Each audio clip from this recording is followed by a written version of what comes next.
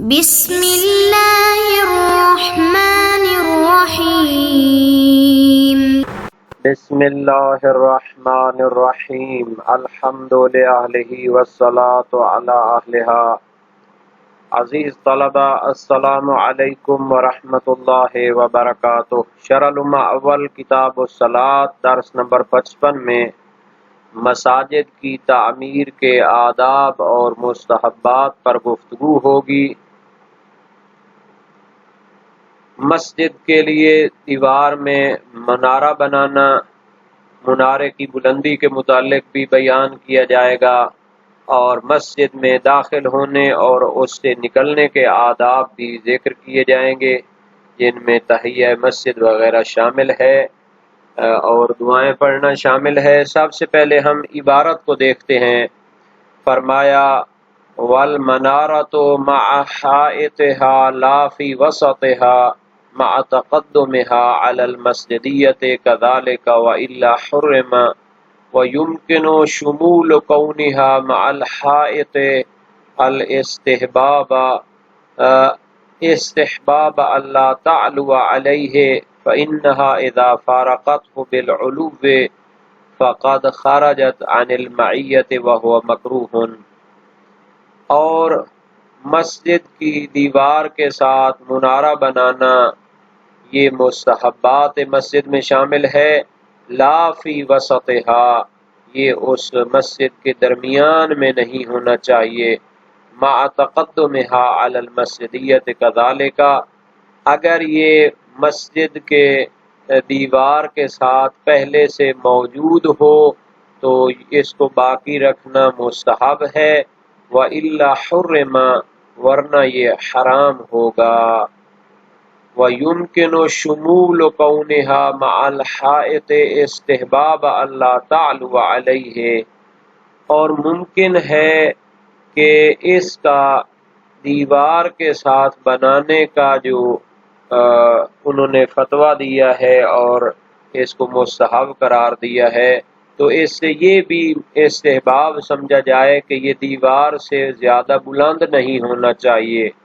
فَإِنَّهَا إِذَا فَارَقَتْهُ بِالْعُلُوِّ، کہ جب یہ دیوار کے ساتھ بنایا جائے لیکن دیوار سے بہت زیادہ بلند ہو جائے اور بلندی کی وجہ سے دیوار سے جدا ہو جائے اور اس کو علیحدہ شمار کیا جائے، فقد خرجت عن المعیۃ، تو پھر یہ دیوار کے ساتھ والی صفت سے خارج ہو جائے گا۔ حالانکہ کہا گیا ہے کہ منارے کو دیوار کے ساتھ ہونا چاہیے۔ وَهُوَ مَكْرُوهٌ، تو اس کو دیوار سے بلند کرنا مکروہ ہے۔ وَتَقْدِيمُ الدَّاخِلِ إِلَيْهَا يَمِينَهُ، یہ جناب علی یمینہ ہونا چاہیے، نہ کہ اس کو یمین ہونا چاہیے۔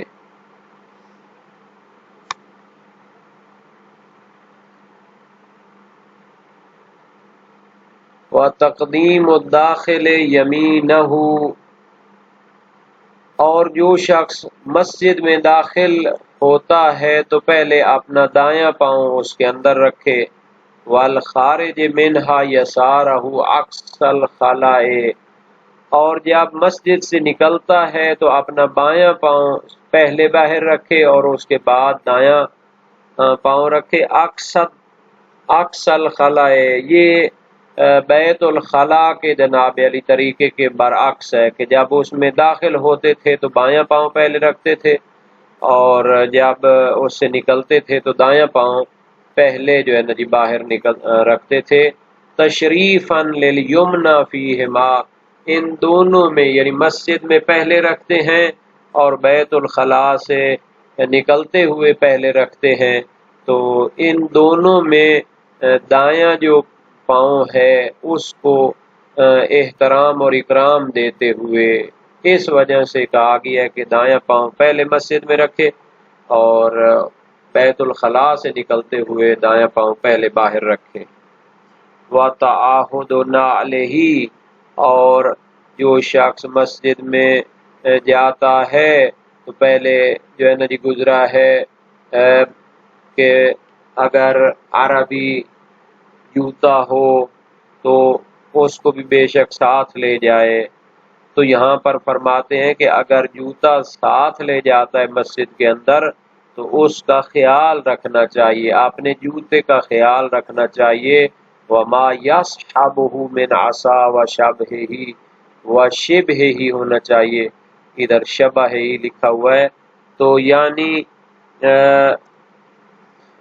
جو چیزیں عصا کی طرح اور اس کی طرح کی چیزیں جو اس کے ساتھ ہوتی ہیں جن کو مسجد کے اندر لے جاتا ہے تو ان کا بھی اسے خیال رکھنا چاہیے۔ نجاست طہارت کے حوالے سے نجس ہوں تو ان کو پاک کر کے لے جائے اور انہیں نجس نہ ہونے دے، جن چیزوں کو مسجد میں لے جانا ہوتا ہے کہیں مسجد کو بھی نجس نہ کر دے۔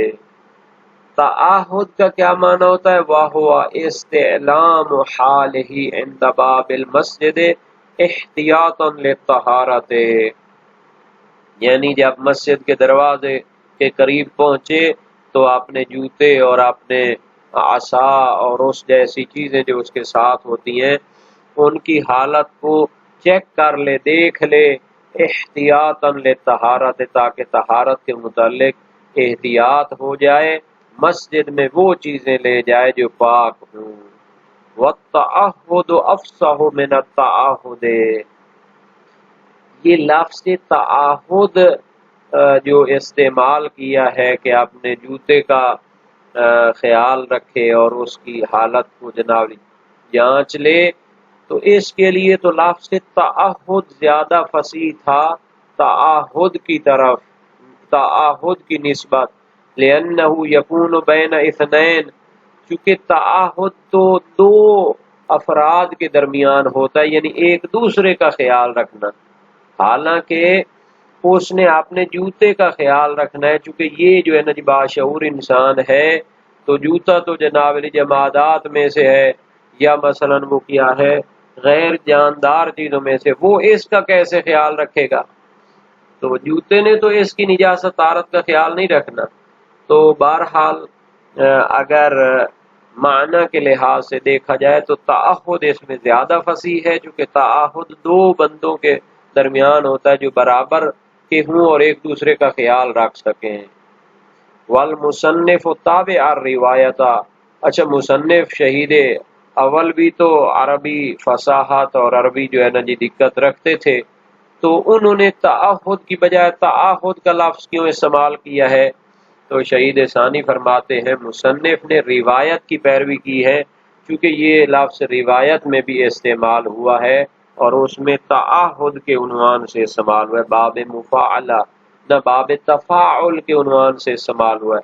تعاہد باب تفاعل ہے اور تعاہد تعاہد یا تعاہد تعاہدن تو یہ باب تفاعل ہے۔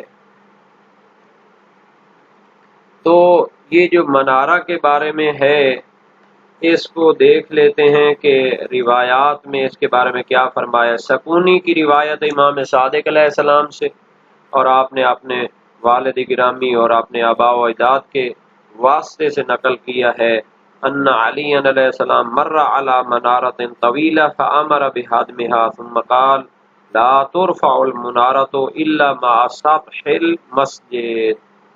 امام علی علیہ السلام ایک بلند ترین منارے کے قریب سے گزرے تو اس کو گرانے کا حکم دیا اور فرمایا کہ منارے کو بلند نہیں ہونا چاہیے مگر مسجد کی چھت جتنا بلند ہونا چاہیے۔ تو یہ باب نمبر 25 ہے، ابواب احکام المساجد، حدیث نمبر جو ہے 2 میں ہے۔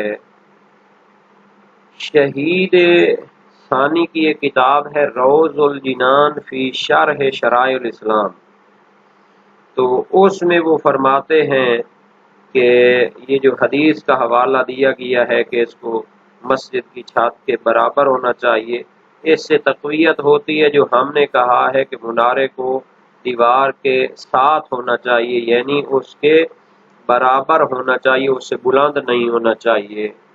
اگر تو معیت کا جو معنی ہے وہ مصاحبت کے ساتھ ہو تو ابتدا سے ہو تو پھر اس کو اتنا بلند کرنا چاہیے، اور اگر اس سے وہ بلند ہو جائے تو پھر جو امام نے اس کو بلند کرنے سے منع کیا ہے اس کی غرض پھر مکمل نہیں ہوگی۔ تو یہ جناب علی ایک اور جو فضیلت موجود ہے کہ انسان جب مسجد کے اندر داخل ہو تو پہلے دایاں پاؤں اندر رکھے اور جب نکلے تو بایاں پاؤں باہر رکھے پہلے۔ تو یہ یونس کی اہل بیت سے روایت ہے، الفضل فی دخول المسجد ان تبدأ برجلک الیمنی اذا دخلت وبالیسری اذا خرجت، وسائل باب 40 ابواب احکام مساجد۔ فضیلت اس میں ہے کہ جب مسجد میں داخل ہو تو پہلے دایاں پاؤں رکھو اور جب نکلو تو پہلے بایاں پاؤں نکالو۔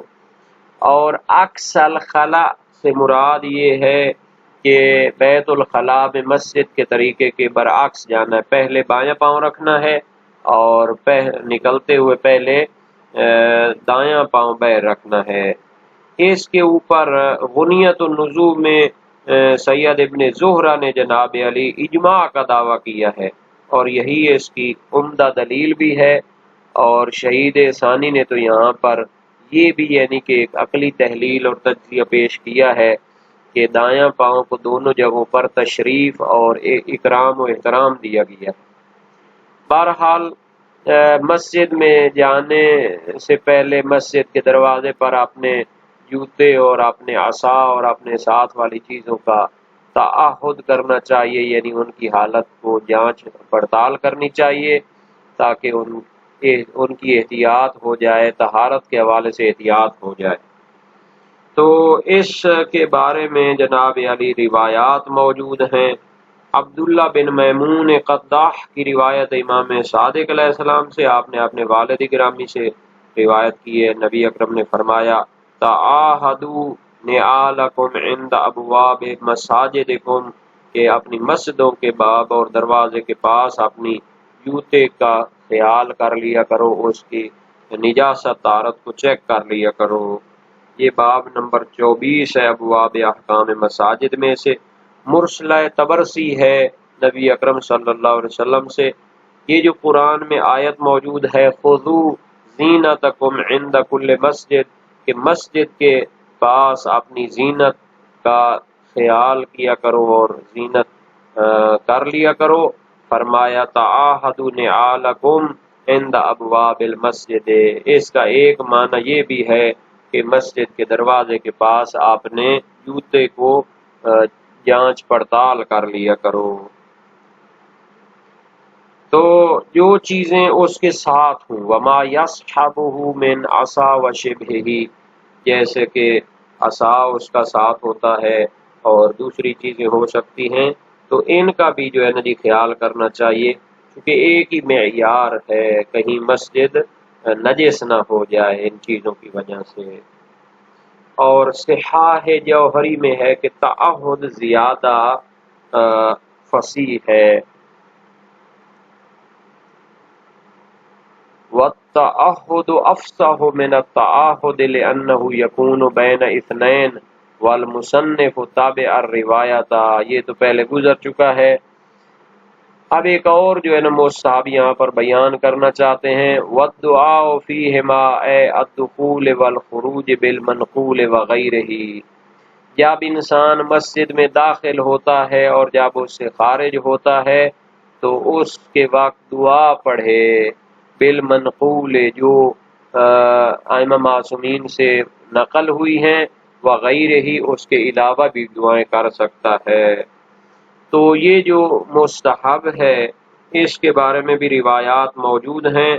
عبداللہ بن حسن کی روایت ہے اپنی والدہ گرامی سے، اور انہوں نے اپنی جدہ حضرت فاطمہ زہرا سلام اللہ علیہ سے روایت کی ہے، کان رسول اللہ صلی اللہ علیہ وآلہ وسلم اذا دخل المسجد صلی علی النبی صلی اللہ علیہ وآلہ وسلم وقال اللہم اغفر لی ذنوبی وافتح لی ابواب رحمتک، فإذا خرج من الباب صلى على النبي صلى الله عليه وآله وسلم وقال اللهم اغفر لي ذنوبي وافتح لي ابواب فضلك۔ نبی پاک جب مسجد میں داخل ہوتے تو پھر درود بھیجتے اور فرماتے خدایا میرے گناہ بخش دے اور میرے لیے رحمت کے دروازے کھول دے، اور جب دروازے سے نکلتے یعنی مسجد سے باہر آتے تو درود بھیجتے اور فرماتے خدایا میرے گناہ بخش دے اور میرے لیے اپنے فضل و کرم کے دروازے کھول دے۔ مسجد میں جاتے ہوئے رحمت کے دروازے کھولنے کی دعا اور مسجد سے نکلتے وقت اس کے فضل و کرم کے دروازے کھولنے کی دعا، کہ یہاں فضل و کرم سے مراد رزق و روزی ہو سکتا ہے۔ یہ حدیث باب 41 ابواب احکام مساجد میں موجود ہے۔ موثق سماع بن مہران ہے، اذا دخلت المسجد فقل بسم اللہ والسلام علی رسول اللہ صلی اللہ علیہ وآلہ وسلم ان اللہ وملائکتہ یصلون علی محمد وآل محمد والسلام علیہم ورحمۃ اللہ وبرکاتہ رب اغفر لی ذنوبی وافتح لی ابواب فضلک وَإِذَا خَرَجْتَ فَقُلْ مِثْلُ ذَلِكَ۔ جب مسجد میں داخل ہو تو کہو اللہ کے نام سے شروع کرتا ہوں، درود و سلام ہو نبی اکرم پر، بے شک اللہ تعالیٰ اور اس کے ملائکہ محمد و آل محمد پر درود بھیجتے ہیں، درود و سلام ہو ان پر اور رحمت اور برکات خدا ہو ان پر۔ خدایا میرے گناہ بخش دے اور میرے لیے اپنے فضل و کرم کے دروازے کھول دے، اور جب نکلے تو بھی یہی دعا پڑھے۔ اور ابو بصیر کی روایت ہے امام صادق علیہ السلام سے، اذا دخلت المسجد فاحمد اللہ واثن علیہ وصل علی النبی، کہ جب مسجد میں داخل ہو تو حمد خدا کرو، ثنا خدا کی بجا لاؤ اور نبی اکرم پر درود بھیجو۔ یہ حدیث باب نمبر 39 میں موجود ہے۔ تو ان روایات کے معنی میں جو اختلاف پایا جاتا ہے، یہ دلیل ہے کہ ہر قسم کی دعا کرنا جو ہے وہ مستحب ہے، اگرچہ کہ منقول کو زیادہ فضیلت حاصل ہوگی۔